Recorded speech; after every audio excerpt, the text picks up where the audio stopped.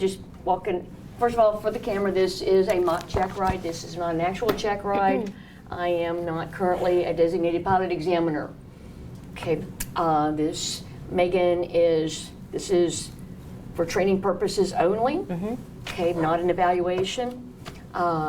We do know each other. Ordinarily, you would have walked in, I would have introduced myself. Please feel free to call me Mary. Okay. Okay, as we go through this process, you know where to get something to drink. If you need something, if you need to use the restroom, you know where the facilities are. So just make yourself comfortable. Let me know if you need to do anything. Okay, I've sounds turned good. my phone off. I hope that, no. Double check Don't mine get- is too. Actually, I typically don't turn mine off. So if somebody calls me with an emergency, then that's one thing. But Okay. typically, I'm not going to answer. I'm not going to be looking at my phone. We'll leave those for emergencies. So the phone's off. Let's see. I've gotten your information. You emailed that to me, so I have your IACRA right here, and I've got your test results from from the test that you've taken. Right. Okay. So in a moment we'll get into the computer and sign you in. But for the moment, my briefing to you is: at the end of the day, three things can happen. Okay. You can walk out of here with a private pilot certificate, and that's what we both want to happen.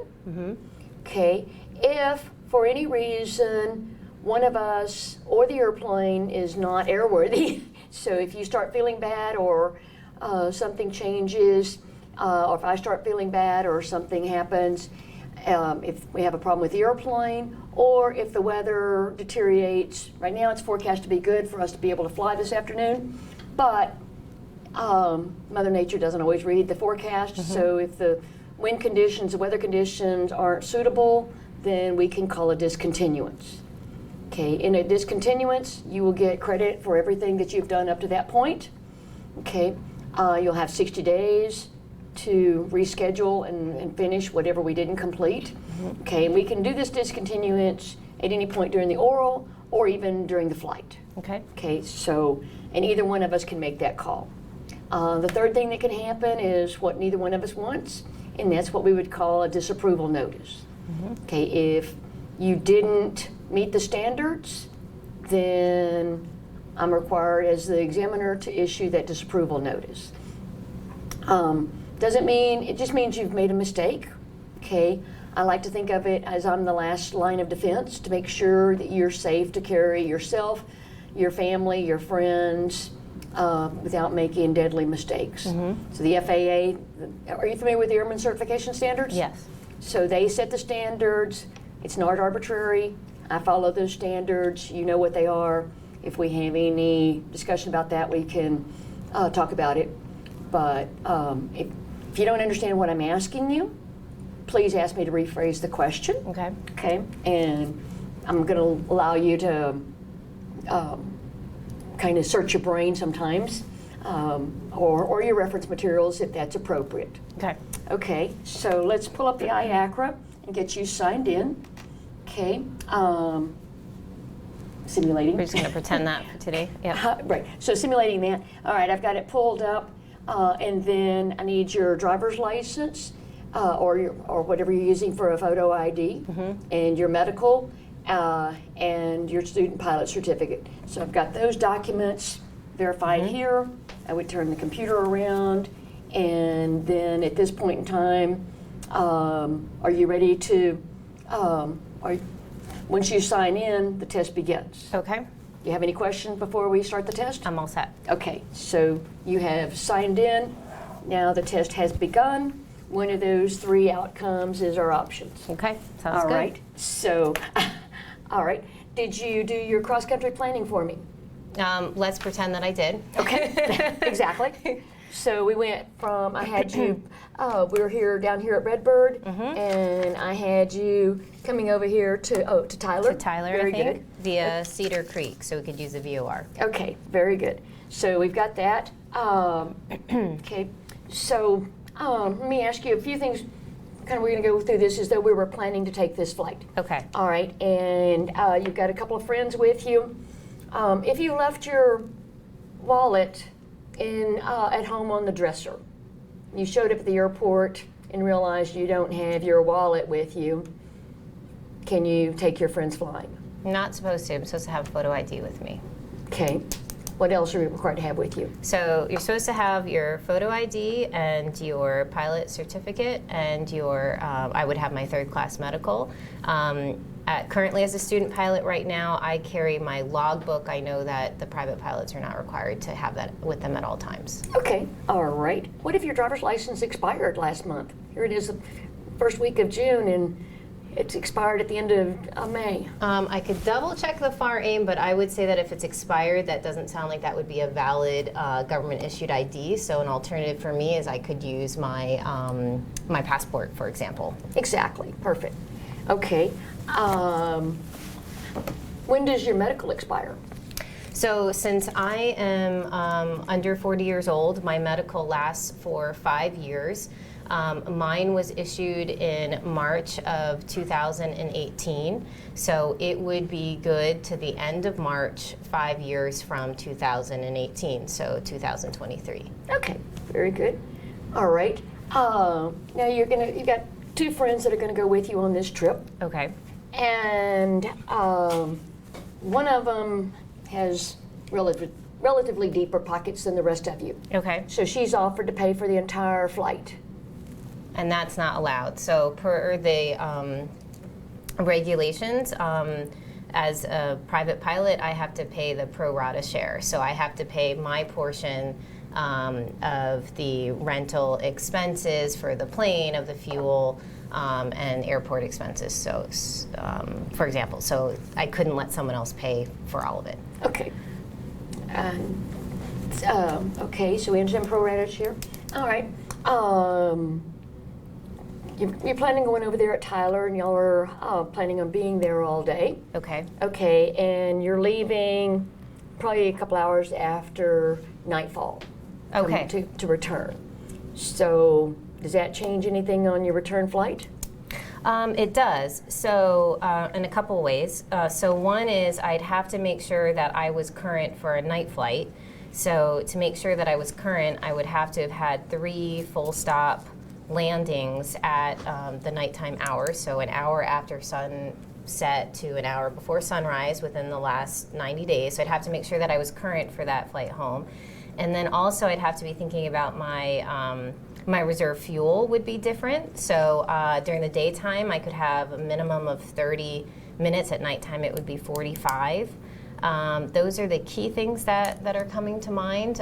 Is there something else that maybe I could talk about that you're... Let me put a little twist on it. Okay. Okay, you were intending to leave well before sundown and be back at home well before sundown. Mm-hmm. Okay, and based on those intentions, you expected to be back in Dallas Executive no later than 4 p.m. Okay. But one of your passengers had something came up, and now we're not going to leave until 6 o'clock. Okay. And it's going to be full on dark before you get home. Okay. But you're not night current. Okay. Well, then I wouldn't be current to take the flight. I guess one option, a practical option, could be that I could leave the passengers at the airport, and I could do the required 3 landings at the airport if it was just me in the plane, and then that would make me current to then proceed with the flight. Exactly. Yeah. Very fair. What if those 3 take off? What if those 3 night landings, or the first one just scared you? Well, then that would be the difference between being current and proficient. So proficient means that you're actually safe to fly. Current means you're just legal. And so in that case, it would not be a good idea. So maybe do a couple more rounds in the pattern and make sure that I felt comfortable, or just wait to the next day and make other arrangements. Very good. Yeah. Like I say, there's always an opportunity to make other arrangements. Okay. Let's talk about the airplane a little bit. What are the documents that you need to verify that are in the airplane before we leave? Okay, so that has the acronym of AERO. So the first is the airworthiness certificate, so that would be on display in the cockpit of the plane. I would also need the registration document, would also need to be up to date and visible in the plane. I would need to have the operating information, so that would include the POH and any other placards or relevant information. And then I would need the current weight and balance. Okay, all right. And I just realized I'm taking notes here. I didn't brief you. I will be taking notes as we go through this. Okay. So don't let that rattle you. I'm No just worries. making sure we've covered everything. I would have also had your written test results, and I would be reviewing as we go through this oral, I have to review every question that you missed. Okay. So usually sometimes I may incorporate that into the normal oral. Question. Okay. Or I may do that separately. Okay. It's an option. So Okay. understanding, verify I have to do each thing that you missed on there. Okay, so I've got to have the arrow. What other equipment is required based on this particular flight? So which flight in question? Okay, Are I'm we leaving flying- here and going there. What kind of, am I required to have? Okay, so it depends I will be a VFR pilot, so let's assume, is it fair to assume this is a VFR flight? Absolutely. And during the daytime versus nighttime is slightly different. So the daytime flight you'd have the acronym, the tomato flames, and then if it was the nighttime, like we talked about, coming back at night, you have the additional flaps requirements. You want me to go through each of those ones? I think we're good on that. Okay. What about radio equipment? What am I required to have? So let's see. So we're going from the Dallas executive, and we're going to come over to Tyler. So let's see. Dallas executive and Tyler are both showing that they are Class D airports. They have the blue dotted line. Okay. I noticed that is within the Class B area here, and it's within the Mode C veil of this Class B airport. So because of that, I would say that I'd want to have a two-way radio, because I need to be able to talk to the towers on both ends. And because part of my flight's going to be within the Mode C veil, I would definitely need to make sure I have the Mode C in the plane as well. Okay. What inspections are required on that transponder? Any? Well, transponders are required to be inspected, and let me think about that for a minute. So the ELT is every 12 months. The transponder is every 24 months. So it would have to have been inspected within the last 24 months. Exactly. So, okay, what's the difference between, let's say, coming out of this class Delta versus this class Delta? Is there any difference from your past? What are the differences? Well, let's see. Are you thinking, like, what are the differences maybe in terms of airspace? Yes. Maybe that's the way to answer it? Okay, so the first class Delta Dallas Executive, that has a Class Bravo shelf above it. Okay. And so in this case, the Dallas Executive Airport goes up to and not including the 3,000, and then above it, it has Class Bravo from 3,000 to 110. Now, the airport over here, Majors, is a Class D airport. It also goes up to, but it includes 3,000 here since it doesn't have the negative sign. And then it is surrounded by Class E airspace, which is inside the magenta here, and so that's going to have Class E airspace starting at 700 because it's within that that space. Okay. So, what's the difference from a flying standpoint between Class E or Class G, or even Class Bravo? Oh, okay. So, let me start with Bravo maybe first. Okay. Bravo is the most restrictive. It's the Right. busiest airports.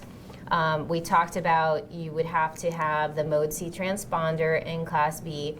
And I think one of the most important distinctions that stands out to me in Class Bravo is that you have to have approval to enter the airspace, and specifically they have to say you're cleared to enter the airspace. Okay.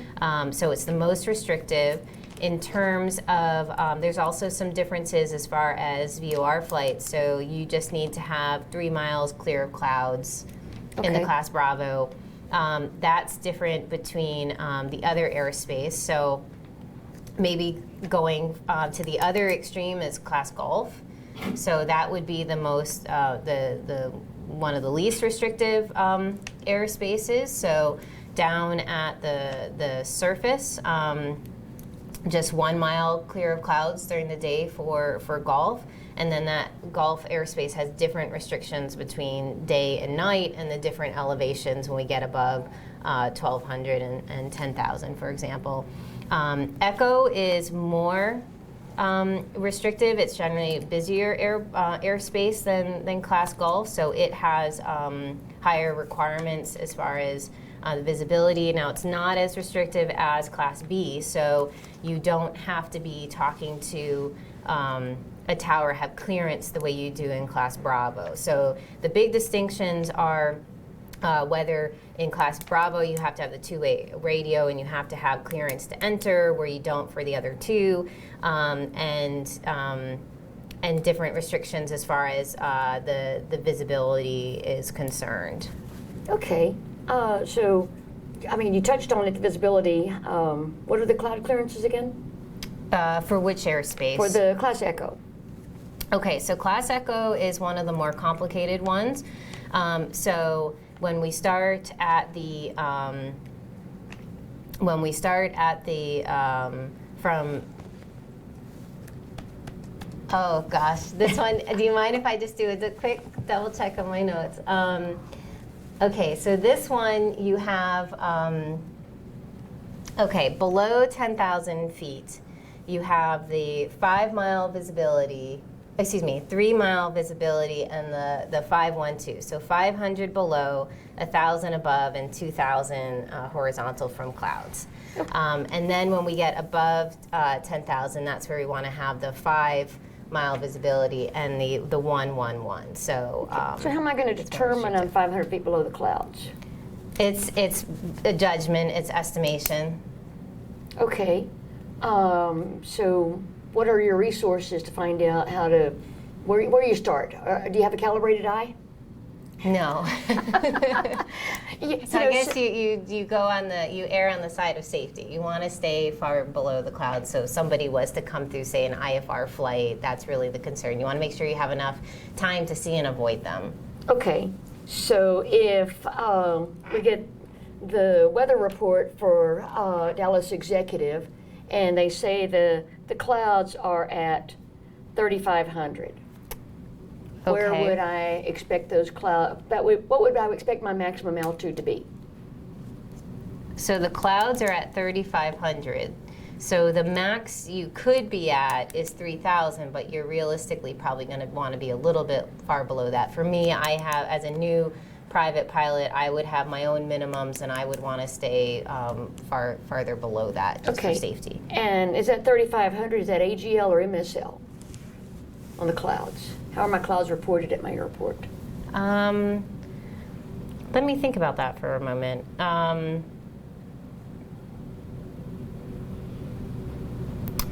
I believe that it's MSL, but I could double check in the aeronautical handbook. But my gut would tell me that it would be MSL. What's the field elevation? So field elevation for Dallas Executive is 600.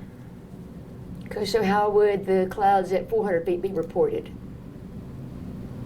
So if they were at 400 feet, you mean 400 feet above the field elevation? Right. So then they would be reported as, so I think it's MSL, so I think they'd be reported as 1,010. So I think you have to take into account the field elevation when you're thinking of ceilings. Okay, we'll go back and, let's see. Your reaction's telling me maybe I got that one wrong. Right. I could double check that in the handbook. Right, we'll clarify that. Okay. Because it's important for you to understand exactly what they're measuring. Okay. Okay, so because you can see that they could make some serious. That's a big difference. And if I'm not sure, I really should look it up in the handbook. Right. And we absolutely need you to know that before you, there's certain things that you can look up because they're part of your pre-flight. Yep. And some things are going to be necessary for you to know it like instantly in flight. If you can look it up on the ground, certainly you can look it up during here. But if you can't look it up in flight, then we're going to leave those closed at the moment. Okay. All right. So we'll come back and look at that one. So what altitude did you choose to go on this trip, and can you tell me why you chose that altitude? Okay, so a couple of things that I'd be considering for altitude. First, I want to make sure that I stay out of the Bravo airspace until I leave the Class Bravo airspace. So when I'm first leaving, staying at about 2,000 would be suitable to avoid any obstacles and stay out of that Bravo. And then when I'm actually going on my cross country and airspace is no longer a concern, by Cedar Creek, for example, I'm going to be going east, so I'm going to want odd plus 500. Okay, so give me a specific number. So 3,500 seems reasonable. 3,500 or 5,500. I would have actually planned this out in the cross country. Sure. Specifically. But I would say just 3,500 And 3,500 is reasonable for this area. There's no high. Is this even and odd always in play? Is it always in play? Can you help me on? I'm not sure I understand the question. I mean, do I always have to worry about the even and odd? Or should I be aware that maybe sometimes someone might be going the opposite direction and they're not at the appropriate altitude? Okay, so I better, thank you for clarifying. So, I mean, I always will have see and avoid. So if someone is occupying that, I'd have to go higher or lower to avoid them. And let's say I was using like flight following and I was told specifically to be at a different altitude, then I would also I would comply with the instructions I was given. Okay. Well, flight following is not going to give you specific information like that. I guess. To avoid traffic, even. Well, I mean, they'll give you information to avoid traffic. They might ask you but they're to not descend going to. They're not going to give you that assigned heading or altitude. Typically, once you're in the Class Bravo, that's different. Okay. What I'm asking is if somebody was going from here down to here, and they were at 3,500 feet, would they be in violation of that even and odd rule? Would they be at violation? So basically, if the clouds were at 3,000 feet, or say 4,000 feet, so they can't climb up to 45. Okay. So they could go at 2,500. Could they go at 2,500? Would that be safe? In this airspace?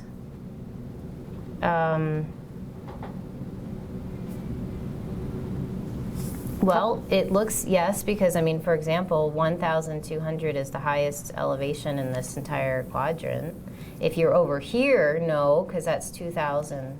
But in this space, you could be that low. And how much clearance would they have between themselves, and the ground and? Oh, you're saying it would be potentially a little bit low. They need to be mindful of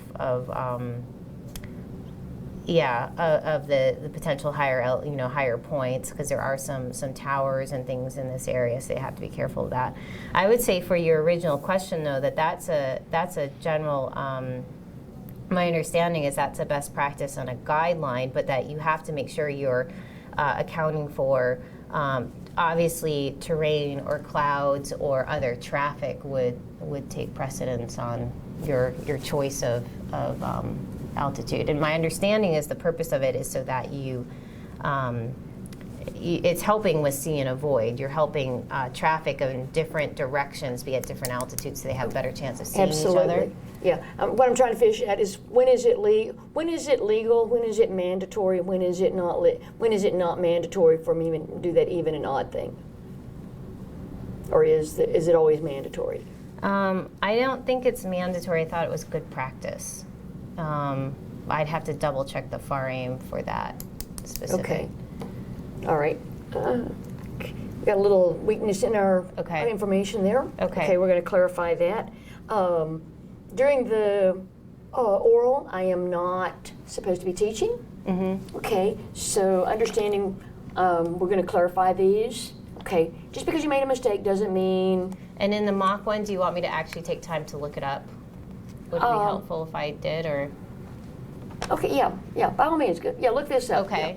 Let's see if I can find that one.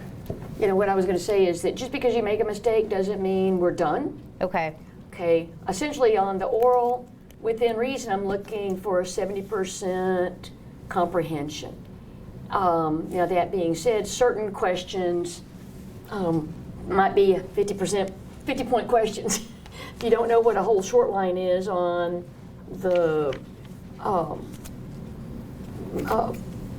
airport markings, we might be done. Okay. Let's see. This is one, unfortunately, I don't have tabbed, so this is a good... I thought I'd be able to find it quickly. I guess if I'm not able to find it quickly, let me just check the index. Maybe it'll jump out at me. VFR, cruising altitude, flight levels. I believe it's that one, 189.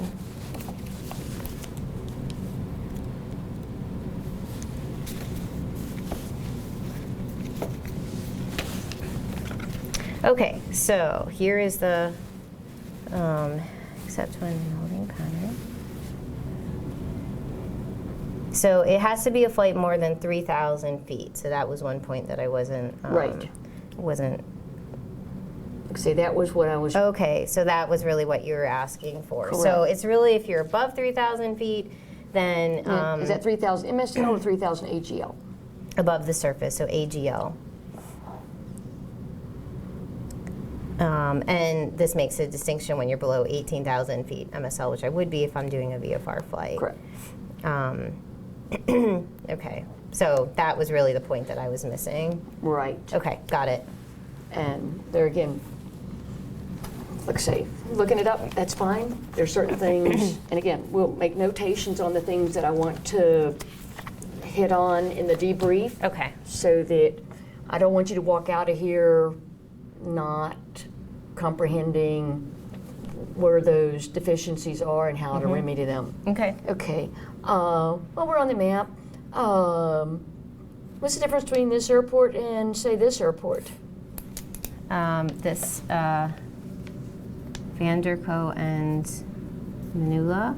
Mm-hmm. Well, they're both non-towered airports. The big thing is that this one has these little hash marks that are sticking out. Okay. So that means that it has services that are available, like if I needed fuel or something like that. Okay. All right. Can you tell me what the star by the L means? Yes. The star by the L means that if I'm flying at nighttime, they're going to have lights that are activated by the radio in the plane. Okay. So let's shift it where we're not going here, where we decided to go here. And it's going to be dark. And about 15 minutes out from here, so 15 minutes before we got there, wherever we are, we have a total electrical failure in the airplane. Okay. Now what, boss? Well, so if I lose electrical, then my radios won't be working, and the big problem with that is I won't be able to activate the lights on the runway, and I probably won't be able to see it because we're out kind of in the middle of nowhere. So in this case, I'm 15 minutes out, and if I have enough fuel, I think the safest decision would be to look to land to Tyler, because that would be a towered airport. So I could potentially call them. They'd have light guns, for example, How are and you it gonna would call be them? light. Well, if maybe there's a passenger that has a cell phone in the plane that could be a backup. Obviously, I wouldn't be able to use my radios. Okay. But in worst case, that would be a safer, I think, bet than a non-towered airport in this area, because the runways would be lit, and you might potentially get some assistance from the tower. So now, now this kind of brings up a little bit of a tricky scenario. Okay. All right, so how is the tower going to, assuming we didn't have a cell phone or weren't able to make direct communications with them, so how are they going to clear me to land? Well, in this case, they should be able to clear you to land with the light gun signal. Okay, all right. And so, big trick is, how are they going to see me? How are they going to see you? Right. That's a very fair question. If I have the mode C, the ADS-B, they should be able to pick me up on their radar, hopefully, and see me if they coming have in. if they have radar, and hopefully they would. I guess the other option is to maybe fly in the pattern, and maybe there'd be a possibility they'd see you at nighttime. That seems Right. maybe a little unlikely, but maybe your best bet. Yeah, and and obviously you're going to have to be super vigilant to see and avoid, because essentially you're invisible. Right, and you don't have any communication. You don't have any, So let's assume that they did see you, and they gave you a green light. What does that mean? Okay. Well, one thing I have on my, and I think in reality, in an emergency, if you're nervous, that my board has the green light. But the green is a good sign to see, so that would mean that I'd be clear to land. But if I Okay. wasn't sure, I could Right. just glance. So and they use give my you the reference. green light, and this is a very rare thing, but they give you the green light, and then the next thing you see the alternating red and green. Okay, so red and green, I believe, is caution, and I just want to double check that. Warning. So warning, use caution. So they're trying to get my attention about something. So maybe, for example, if I typically fly a Cessna 172 that has fixed landing gear, but maybe if I was flying in a plane that didn't, they might be trying to get my attention and say, hey, you forgot to put your landing gear down. Okay. That would maybe be something. But I'd be thinking about maybe going through the GUMPS checklist and other checklists just to say, is there something, or is there something on the runway they're trying to get my attention to? But obviously they're trying to alert me to something going on. Okay. And if you're in a 172, what would be the most logical mistake you'd be making in this situation? Well, my landing gear is fixed, so that's already down. I could be maybe landing on the wrong runway. Maybe there was a NOTAM and the runway's closed, or I'm lined up in the wrong direction. That would be probably the most likely for me. Wrong direction. Yeah. You're coming in downwind. Not to worry about it. Okay. Okay. Let me see what else we want to. Some of these antennas, we got lots of antennas on here. Why are some of them like this and some of them are like this? I believe that's a difference of whether they are lit, but I'm going to just not guess and double check the legend. It's either that or it's the height. Okay, so it's a height. So below 1,000 AGL is the triangle, and the larger ones have the different symbol. Kind of a shortcut to tell you which ones you got to be. Most concerned about. Exactly. Right, and they all have the height listed there, but just visually let you know that it's a bigger obstacle. Okay. All right. Did you get a weather briefing before? Yes. For this flight? Yes, for my cross country, I have a weather briefing. Okay. So what are some specific elements that you're always looking for on a weather briefing? Okay, so when I do my weather briefing, let me walk through it sort of systematically. So I would be definitely checking to make sure that it was a VFR day. So I'm looking for what the ceilings of the clouds are and what the visibility, and making sure that's within my own personal minimums list, which I have written down.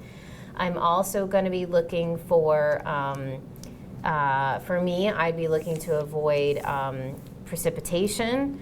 And regardless of whether the visibility was good or not as a new pilot. I'm also going to be looking for what the winds are. So, and I'm going to be looking at those forecasts, I should say, at both my where I'm taking off and where I'm planning to land and along the route.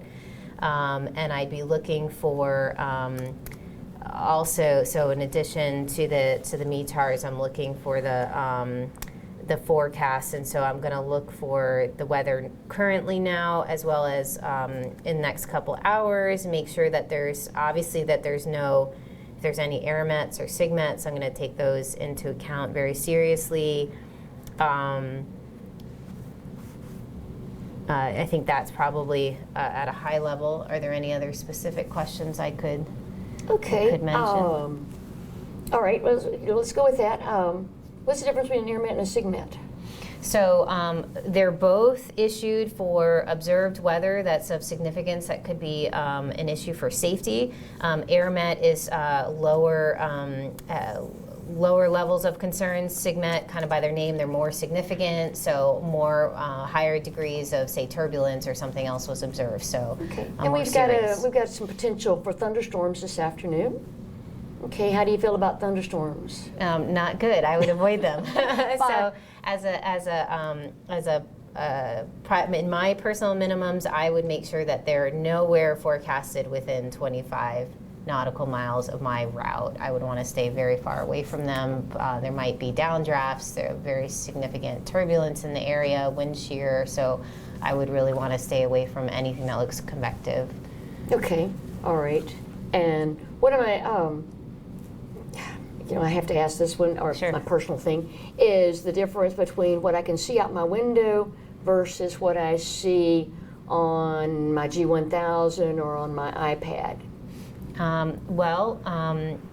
What you can see is definitely happening right now, and that's a distinction between, say, a forecast, but also when I'm getting the weather, say, on the screen, that has delays, and so Okay. I have to account for that. Could be Have you 20 ever minutes, seen 30 evidence minutes of old. those delays? Yes, I've seen that in the ground school here. Okay. Examples of that where the real weather might not match up at all with, and that's because of the delay of having to go between the satellites and actually transmit it to your equipment. So My personal thing is it's a very vital piece of information. right, know that they could be old and delayed, and the weather, especially in this area in Texas, it can develop really fast. Exactly. Are you familiar at all with dry lines?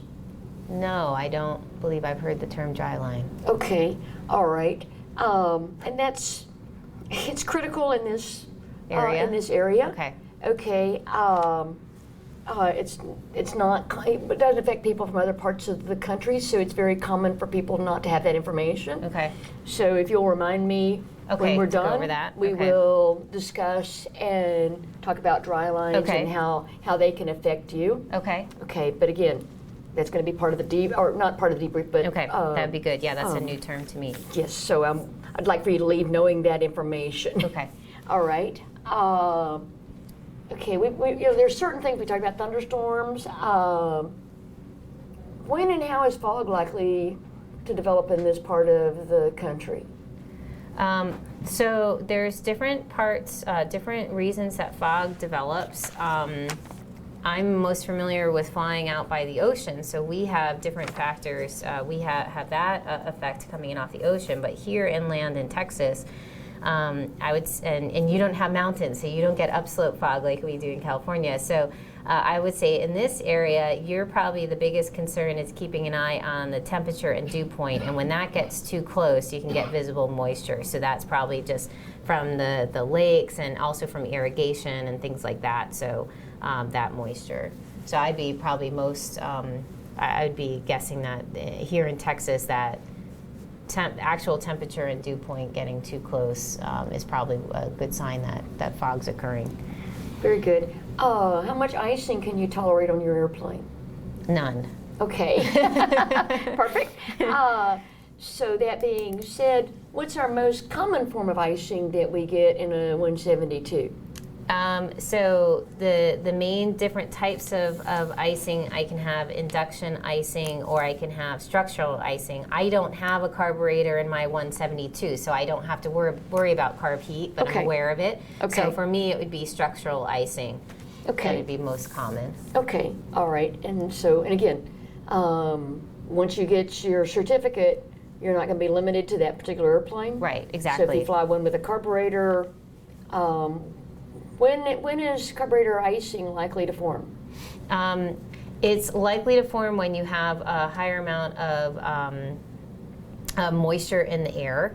And I do know, obviously, if it's a lower temperature, you might be susceptible, but I do know that you can have it in higher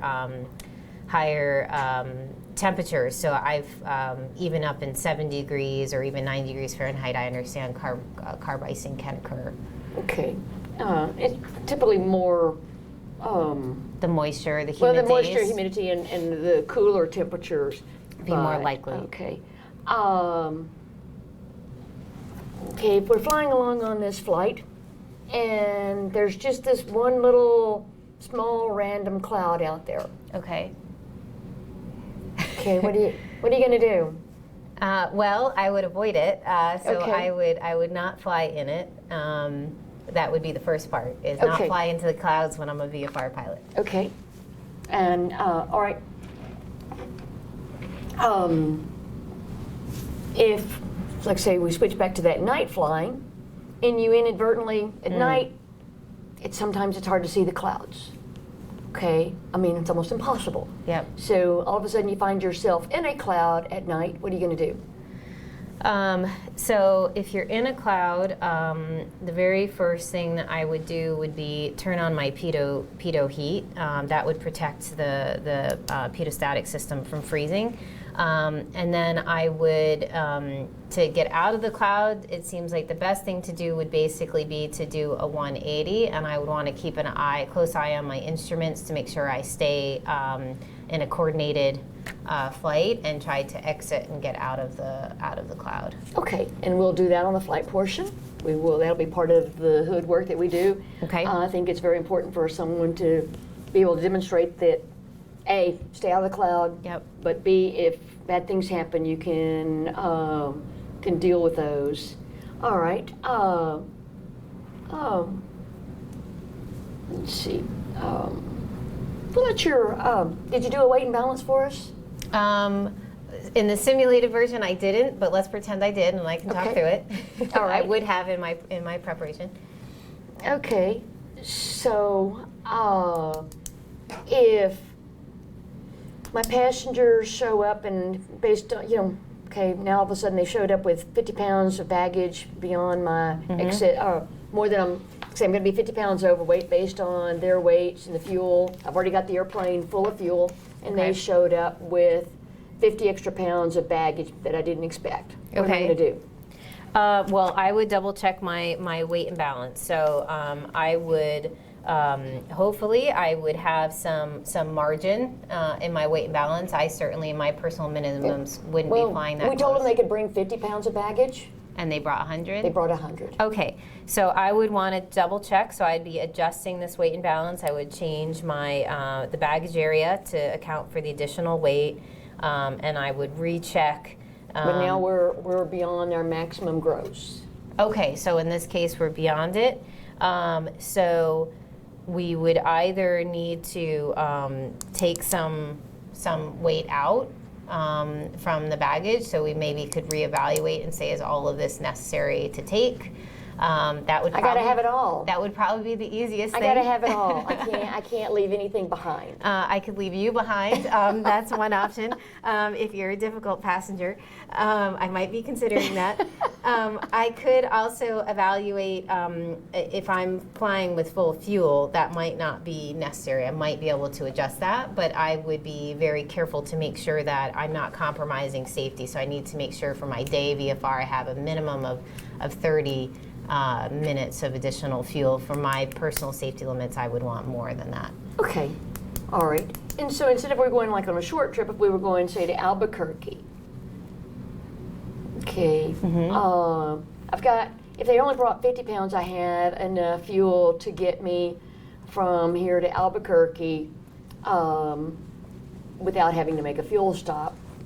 I have plenty of fuel, but if when I have to offload 50 pounds of fuel, that changes the My scenario. flight plan, maybe I need to stop, pick a waypoint in between Albuquerque, and that might be the compromise, is I don't go all the way there, I stop for fuel along the way. Right, okay, so we can always, Adjust our flight plan. but the passengers are really ornery when it's kind of like when I flew with my brother Bob, the same airplane, he didn't have a problem, and he's bigger than you are.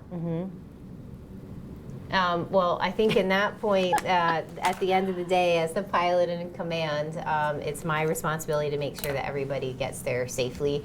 And I think at this point in my flying, if somebody was being that difficult of a passenger, I wouldn't feel comfortable flying with them in the plane. It would be the honest answer. All right, very, very good, okay.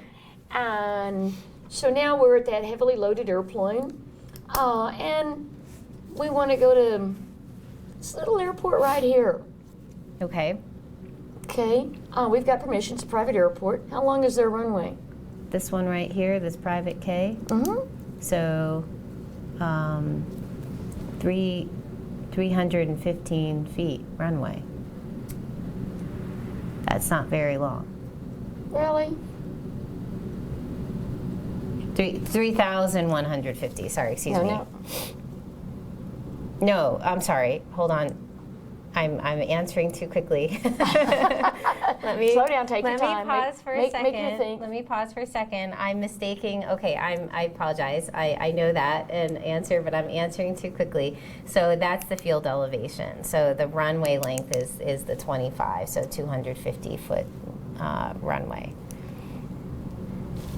Hold on. Sorry.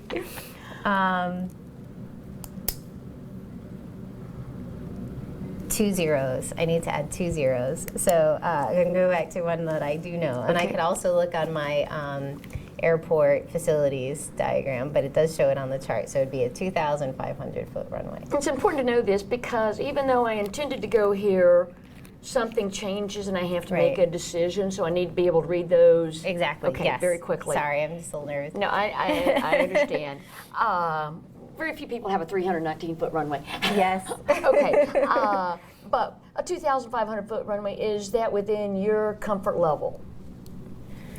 I think that's short. I probably wouldn't, and I'd also have to look up on the performance diagram for landing distances. If I'm full weight, I also need to account for that. So for me, I've been flying more on longer runways at my home airport. So I personally would be hesitant to land, especially fully loaded on a short runway like that. Okay. And does it matter whether it's winter day or a hot summer day? Yes, the performance of the engine will be different, and also the air density is different. Density altitude, so I might need to calculate what the density altitude is if it's a real hot day, 90s or 100-degree weather, for example, and the plane will think it's at a higher altitude. So okay, you've got it turned to your short field landing distance. Okay. So we're at maximum gross weight on the airplane. Okay. And let's go at 40 degrees Celsius. Okay. This is a strange airport, so we don't know whether we have obstacles or not, so let's assume we have an obstacle. Okay. So what do you think we need? For this airport, so their altitude's at they're 315, so they'd be below in between. So this is saying I would need a minimum of 1,450 for a ground roll. Okay. I'd have to adjust that depending on the wind, for example. But that would be the minimum. That's not how much I would need. So this is going to be the best performance of this airplane in a top professional pilot. So I would need to add margin onto that number for myself. Okay. And so if we were planning on going there, how would you determine whether your skill set would allow you to do that? Well, so one safe way to do that would be to be on the airport here, for example, which is a lot longer, and I could do a couple practice runs and see how long it actually is taking me to land. Then I would know with my plane and myself as a pilot, I can use the runway, the lights, for example, and have a passenger count, or I could touch down and notice what my touchdown point is, and that would give me a rule of thumb and maybe add a little bit of margin onto it for different conditions like wind and other things. Okay, very good. Let's see, there's always, let's see, the book is not definitive. Don't take but it gives you a ballpark, I think is the key, right? Let's see. I know I won't do any better than this. Very unlikely. But know what your limitations are. That's a very, very critical element. Okay, there are some other. Do you drink alcohol at all? No, but okay. I do know what the rules are. If that's, do you want me to explain the rules from the FAR-AIM? Okay. Well, I mean, if you don't drink alcohol at all, it's not necessarily a valid thing. It's good to know that you. Okay, but if somebody gave you a frothy drink and it tasted pretty good, and so you're at lunch with these ladies that you've gone on this trip with, and they just brought out all the punch. Yep, that would be a big problem.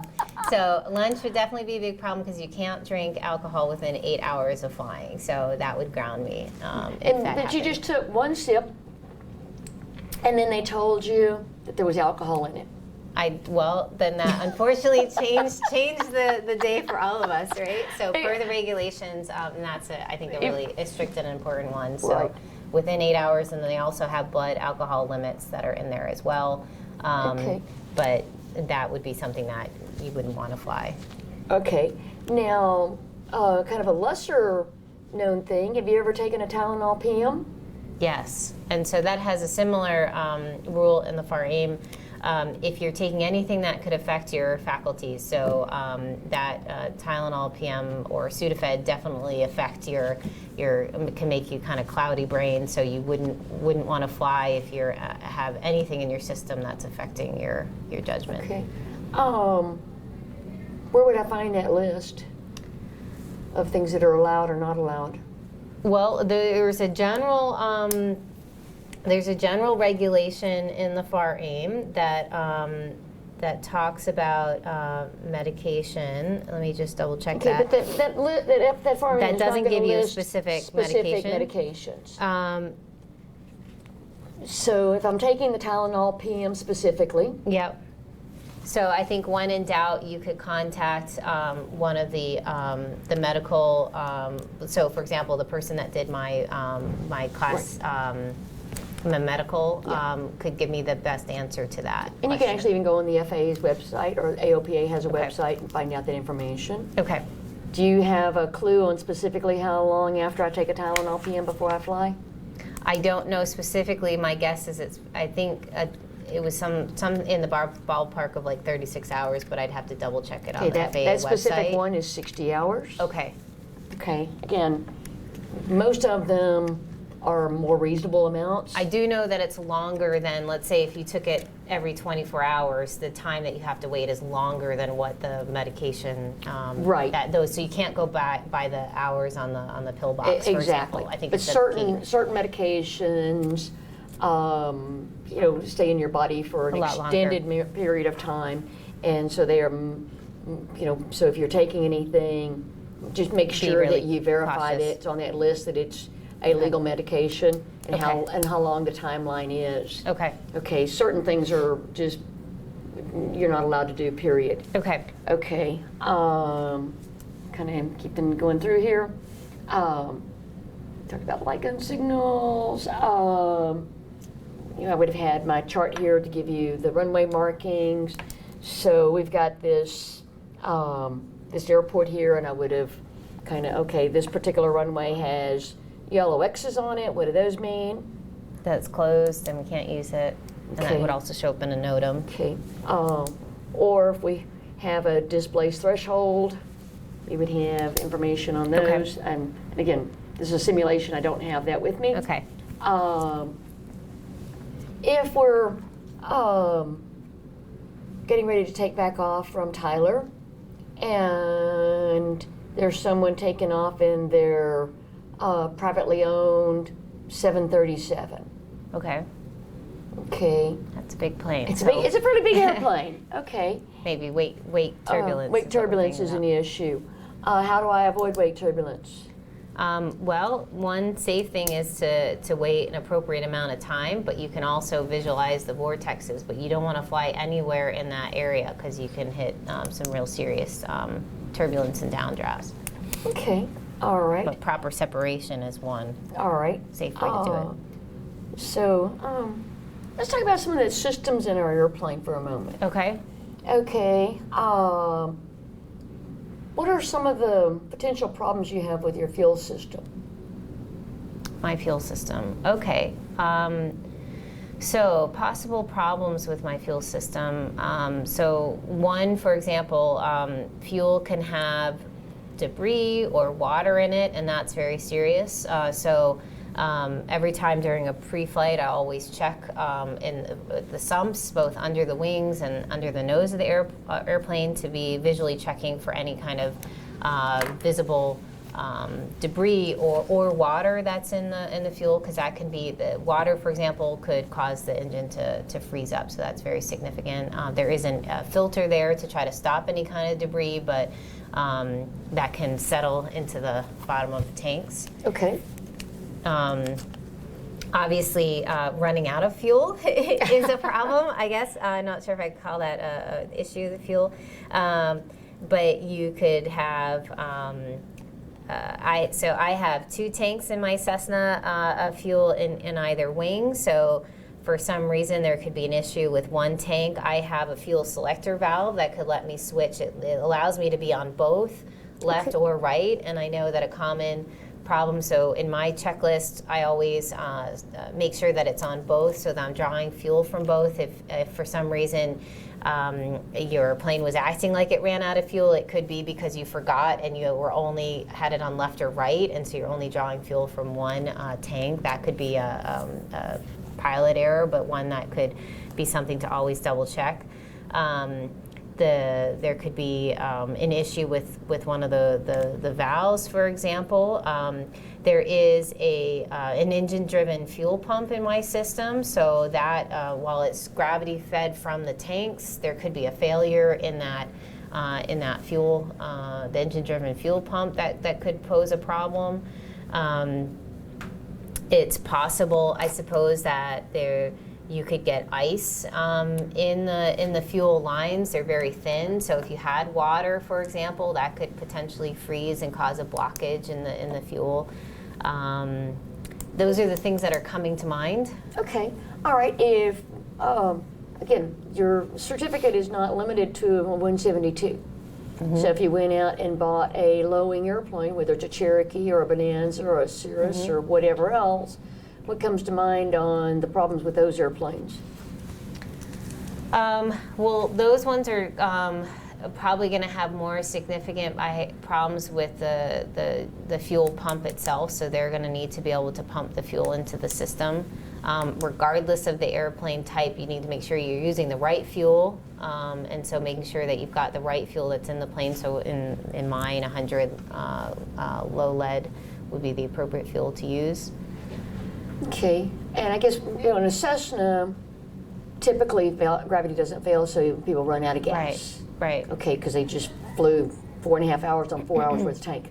Okay, but in a Cherokee, they typically forgot to move the fuel selector. Right, and so And that's a known, and that one I have heard as a warning. So if they need to switch between the tanks, and you can have a problem, you can have a failure when you're switching between tanks. So a good cautionary rule of thumb is making sure that you're near a runway or an airport, just in case you did have a failure when you're switching from the left to the right tank. And the number one failure is the fuel pump. No, the number one failure is the keeping valve? track of the time. Oh, okay. Okay, so understanding, I like to, I mean, we're not in an airplane where that's an issue, but I need you to be Right. very much aware that In that's case I did. something that you would potentially have. Okay. Okay. Understood. So let's talk about what instruments are run by our vacuum pump. So our vacuum pump creates the vacuum for the instruments that need to be able to freely rotate, and the gyroscopic. So our attitude indicator that shows our the horizon and then the attitude of the plane, and then also the HDI. So our the direction that I'm flying in. So the heading indicator. Okay, so what runs your vacuum pump? So it's engine driven. So when the engine's running, that will power the vacuum pump. So I know that if I'm, for example, at the run up and I put it up to 18, that's 100 RPM, that's when I'll be able to verify that the vacuum pump's working. If I pull it back to idle, I might see that I'll lose the vacuum because of that relationship with the engine. Okay, what happens to those instruments when the vacuum fails? Do you know? You thought about it, like when you're killing the engine? You ever paid attention? Let me think about that. So when it fails, they might not go to zero, because it's like you have something that needs to be able to freely spin, and all of a sudden you've lost the vacuum. So they might actually get stuck at the value that they were at when it failed, would be my expectation. Okay. Have you ever flown VFR on top of the clouds? No. Is it legal? Well, it's legal, but it's not safe. So you would legally be out of the clouds. Okay. And we see that there's this large area of clouds, and we're above them, but we know that it's absolutely clear over here. So are we in an unsafe situation? So you're legal, but I would say it's not safe to fly above the clouds. So it is legal if you're clear of the clouds and you have the appropriate amount of separation, but me personally, I would say it's unsafe for two obvious reasons come to mind. One is actually three. You're not able to see the ground, so I wouldn't have any way of really confirming, visually where I'm flying, and that could be unsafe.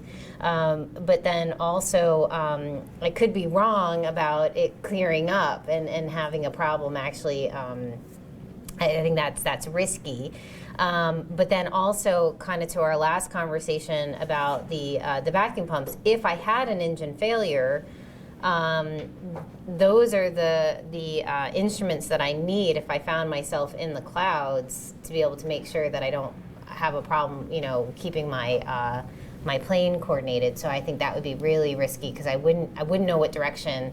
I'd have my magnetic compass, but I'd be relying on that, and I wouldn't have my attitude indicator, so I wouldn't know that I'm not falling victim into getting into a spiral or something really unsafe. Right. So I would just say it's not, like say, it's risky. It's legal, but not. It's extraordinarily risky. I agree not with safe. that. Like I say, okay. We've gotten over here to when we were landing at Tyler with these ladies. We realized when we got ready to land that the flaps didn't extend when we were coming in to land. Okay. So obviously we're in the air, so we go ahead and make a landing. So now we get ready to leave. Does that affect our ability to leave and come back over here to executive? If our flaps are not functioning, I would not. That would not be a safe thing to do. So as a pilot in command, I would be responsible for the airworthiness of that flight, and I should know that in my pre-flight that the flaps aren't functioning. and that would be on my required equipment list in my 172. So that would not be the right decision to make. Okay, all right. Because a lot of people are like, well, I can land the airplane without flaps. Right, but it's not something you should be taking off knowing that they're not functioning. That Right, would be unsafe. and so you'll get people that will argue that it's not on that A Tomato Flames or whatever list Right. you're using. But it is in my required Exactly, equipment for yes, so- per my POH. So very good. Like I say, we want to make sure you understand those, what I'm going to do if I have inoperative items. And so, all right, if I have the flaps inoperative, and is there any way possible for me to come back to executive to get it repaired? Yeah, there is. So I would have to have the special flight permission. So I could request that from the FSDO and get the specific. So if I determine that it was safe for that flight, they could give me permission to make that flight to ferry the plane to get it in maintenance. But I'd have to make sure I had that. Can you bring your friends with you when you do this?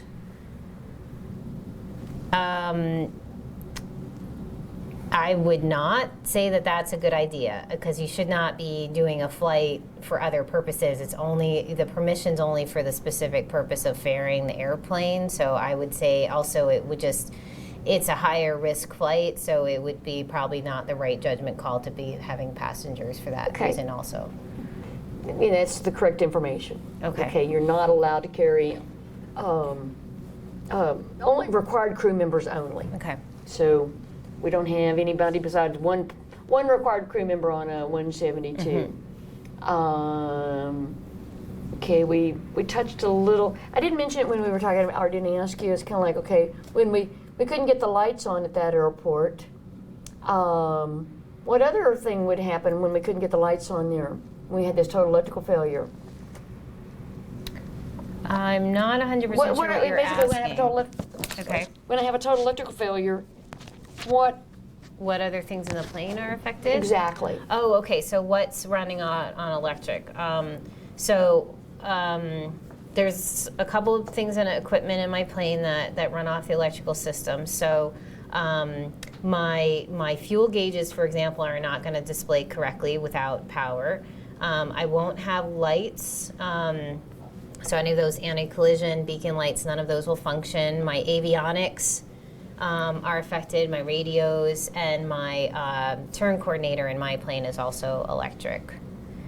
In some planes that I have rented, I do know that sometimes the heading indicator, it can either be vacuum or electric. So in some of the planes I fly, not the one today, but I do know that that could possibly be electric. And in my plane, my flaps also are run off the electric. Okay, all right. A couple other things. Let's talk about, crew resource management or those kinds of things. Okay. You're flying along and you're kind of getting task saturated. Can you ask your passengers to do anything for you? Well, so for example, if I had another pilot flying with me in the plane, I could have them take over the radios or the navigation, for example, if I needed their help to look up what was the right frequency for the ATIS or for that airport. So I could certainly ask them to do some of those tasks that might help allow me to fly the plane and be safe. Okay, the lady sitting next to you is not a pilot. This is her first time in an airplane. Do we have any, what can we ask her to do for us? I think in that case I would be pretty cautious. There are things that I suppose I could ask her to do. I certainly wouldn't ask her to use the radios. That would be pretty inappropriate. I could ask her to read a frequency, maybe number to me, but I would probably be very hesitant there, and I would probably be double checking everything. I think in that situation, if there was a pilot on board, that would be one thing, but I don't think I would ask a passenger. Can you ask them to hold the map for you? They could hold something. They could help with other passengers if there was an issue with other passengers. In that case, I also probably would be asking them to not talk, to not add additional burden, to be not asking me questions. So that's something in the pre-flight briefing that I would talk to them about. Right. Okay. So be very thoughtful of what we can ask them to do and what we, but what are there within their skill sets. If it's wintertime and one of them starts to express that they're feeling bad, and then the other lady in the back says, I don't feel very good either.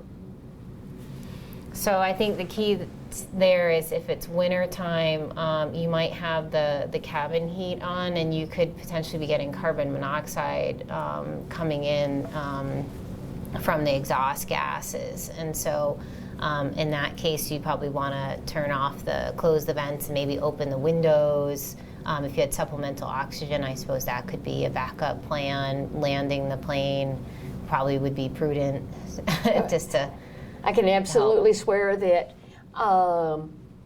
let's say, you're right here and this is your destination, but you're right over this airport. I would want to land soon rather than later, because if they're feeling it, I'm not immune to carbon monoxide, and if I got affected, I wouldn't be able to fly the plane, so I would land it. Will opening the vents and even breathing oxygen eliminate the effects of carbon monoxide? Would it eliminate the effects of it? Well, if you changed your air source, so if you were 100% breathing off of a supplemental oxygen, then you're not taking in any additional, but it probably would take some time. You could still have cloudy judgment and be feeling unwell. Right. Carbon monoxide is very similar to alcohol. Once it's ingested, it's in your body for a period of time. It's going to be in there for a period of time, and nothing you can do is going to. It won't just reverse it. Right. Whereas away. a hypoxia, Would. as soon as I give them oxygen, You feel better. We're done. Right. We're good to go. Right. Okay. And so understanding the difference of those is kind of critical. All right. You have an emergency. What's your first strategy when you have? We have a lot of different kinds of emergencies. We have weather emergencies, but if you have an engine failure, what's your first thing to do? First thing, I would trim the airplane. I would get to max the glide speed for my Cessna, and I would trim it so that it's at that. And then I would be looking for a suitable, if there's a runway that I could make, or looking for an alternative off runway, a field or something safe. And once I had established those two, then I could consider, depending on my altitude and the situation, I could look at the checklist and see if I might be able to diagnose the problem. Like, for example, the fuel. Maybe it's not on both, and if I switched the fuel selector valve, that could help. But I wouldn't start going into problem-solving mode until I was sure that I had the airplane in best glide speed and had picked an appropriate landing spot. Okay. There's one thing I would like for you to do that I think you would do, but you haven't mentioned. Let me Always.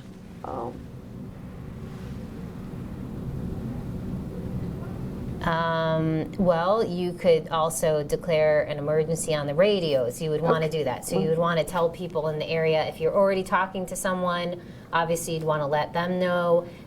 If not, you'd want to make a general Mayday call so that people in the area know, and also that people would then know where to come look for you if you had to make an off-airport And landing. we're in Texas, and there's a lot of ag operations going on right now.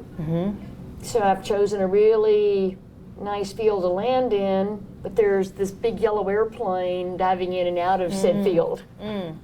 Crop dusters. But ultimately, when can I stop scanning for traffic?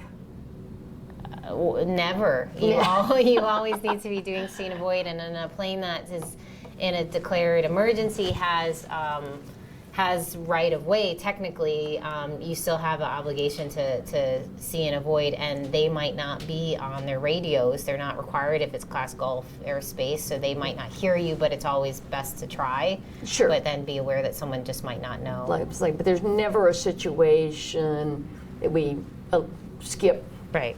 The worst emergency or those night landings, any of those, we're still always scanning for traffic and looking for that. See, I think And I guess that would have been a good answer to what you can have your passengers help with. They can always help with scanning for traffic. They can always help with scanning for traffic. And if they see, like say, somebody at 35,000 feet leaving contrails, it's a good call on their part, but not necessarily a factor. A factor. Okay. And so when we go out to the airplane, you'll do a complete pre-flight on the airplane, and then we're going to take off on that cross country. Did you choose your points to do your to give me a time speed problem? I would have in a real check ride. Right. So I would have my waypoint. So in this example, maybe the Cedar Creek VOR would be a really good choice. You know, and typically on this we would have something like chosen crossing the highway or Ennis. Something 10 to 15 miles apart, because this is not an endurance test. It is simply, can you do the procedure? So we would have done that. And I'm asking this because no use going out the airplane if you're not prepared. All right, so we would have kind of, check that. What are we looking at? And I would have looked over your weather briefing. I would have looked over your pre-flight planning. And then a couple of things we didn't talk about, the Class Charlie airspace that we have over here. We got some other kinds of airspaces on this map. Let me talk about particularly, if I flip the map over. Okay, you may or may not have ever seen these. We got a blue box over here. What kind of airspace are we dealing with there? So this blue box with the hashes, so that's a prohibitive area. So that's a space that you're not allowed to fly into for sake of national security generally. Where would I get what are the dimensions of this box besides the ladder? Do we have information on the vertical dimensions? Yes, so I would look up the number, this is P47, so I would look that up on the sectional chart. Let's see, in one of the boundaries, does this chart have it here on the edge? So this will tell me the information about that P47. Prohibitive areas, control towers. Prohibitive airspace, so P47, so it goes to 4,800 and its active time of use is continuous all the time. Okay. So it's not terribly high. I can fly above it. I can fly above it. That would be allowed. And so once we understand, okay, I can fly above it, that's not a big issue. Then I have another one right here. What's the difference between a prohibited area and a restricted area? Any clues? Yes, so prohibitive area you can never fly in. Restrictive, and that's for generally it's protecting national security. Restrictive areas are ones that they could have some unforeseen, some safety issues, so they could have like artillery firing or other types of firing. So you, again, can also find the information of when that's active, but you wouldn't want to fly into that area without permission because they would need to cease all kind of activity. It could just be very dangerous if you were to fly into that. Very, very good. Yeah. And let's see, most of our airplane accidents are caused essentially from people making bad decisions. Okay, running out of fuel, obviously that's a bad decision. Flying into the clouds, another bad decision. A lot of them are peer pressure. People, okay, so we're back over here at Tyler getting ready to come home, and those thunderstorms started popping. And the other lady's kind of like, no, we've got to go back because I've got tickets to that Paul McCartney concert tonight. It's a once-in-a-lifetime event. Really, really, really got to get back. How do you convince her that you're not taking her back So that's kind of the classic get there itis pressure. I think that for me, the most, a real important thing is to, if you have passengers and also for yourself, is set the expectations ahead of time. So if you had something that you absolutely had to get back to, maybe that's not a good day to be doing a general aviation flight. So just knowing and making sure people are prepared ahead of time that there is a real serious chance, if there is weather, if there's anything that goes wrong with the plane, so that people have the right expectations. And then I think the other two things are to have a backup plan. So in that case, know the cutoff time. Maybe you could rent a car and drive back, or there's an alternative way of getting back. So leaving yourself some alternatives and a real big buffer, not going on a day where you're going to have those pressures that you're not willing to do. And then I think for me, also I've gotten my written personal minimums, and so if something like a weather event, like thunderstorms, I'm not going to change my personal minimums for a specific flight. I'm going to say that those are what they are, and if it doesn't fall within, I just won't fly. And making sure that people are briefed on that before we ever even go on the journey, I think is probably the way to do it. Yeah, I don't think anybody's going to ever Picking talk you into making a bad wisely decision then. picking wisely who my passengers are. All right. Okay. Do you have any questions for me on anything that we've talked about, or you have anything that you'd like to ask me? Well, maybe afterwards we can talk about the dry line and those other questions, maybe after we're done, but otherwise, no. All right. Well, let's take a break, and then we will go out, and I'll watch you pre-flight the airplane, and let's go fly. Sounds good. Thank you.